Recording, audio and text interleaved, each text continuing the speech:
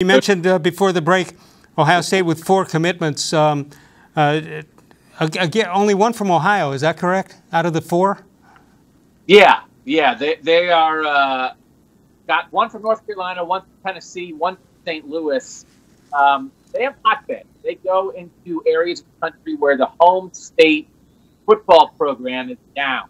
So they've been very busy in St. Louis the past several years because if you're a great player in St. Louis, where are you going to go? Where are you going to go to stick around your home? You're going to go to Mizzou? You're going to go to Illinois? No. You're going to go to Ohio State. So this is about the 5th kid they've pulled out of St. Louis in the last 4 years. Jakailin-Johnson, a top 100 recruit at cornerback. And Ohio State is just tremendously strategic about its recruiting. So you wonder, how do they go get Jakailin-Johnson?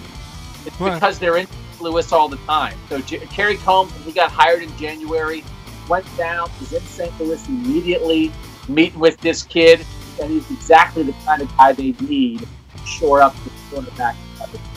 Well, sometimes it's tough to adjust and see what high school stats are versus what they'll be at the Division I. But Jakailin-Johnson was a four-star recruit, number 4 ranked cornerback in his class. 42 tackles, 7 interceptions, and 1 defensive touchdown in 2019.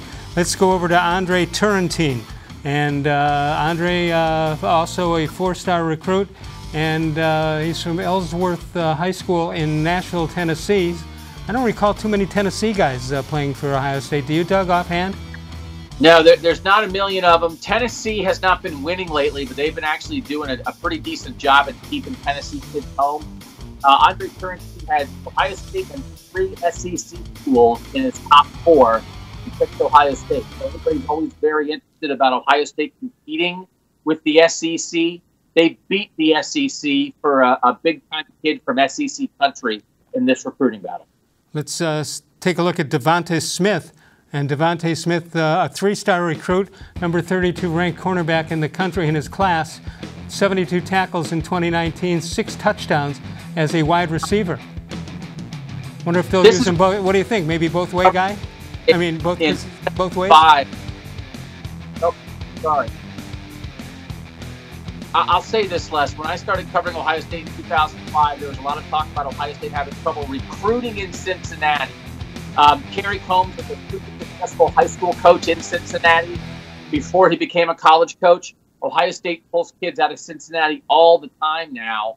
Smith is just the latest example of that. He's not as highly rated as some of these guys, but some people think he's going to rise up the board. Good speed, more of maybe a developmental project, but it's a reminder that Ohio State recruits all of Ohio now when once upon a time Cincinnati was an issue for them. It is amazing. Cleveland supplied Ohio State for quite some time, and not Cincinnati, but this could change it around. How about evan-pryor, another one of the 4 recruits, number 6 ranked running back in his class.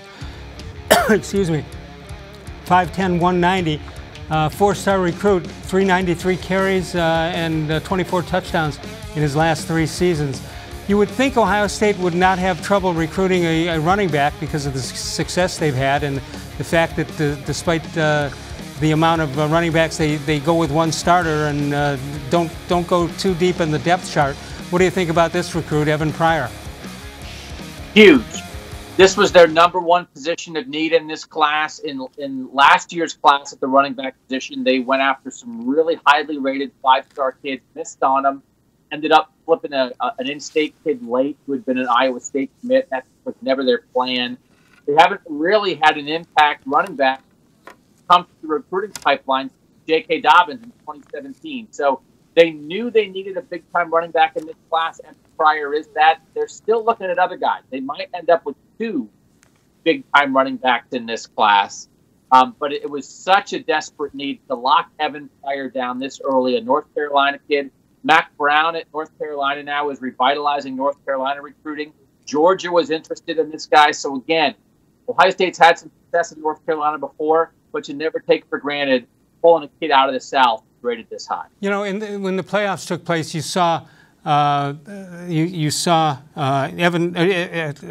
Urban Meyer. You saw him on the sidelines here. How is he still active, or did they say you're okay to hang around through the end of last year. Let's move on to Ryan Day. What are they doing down there?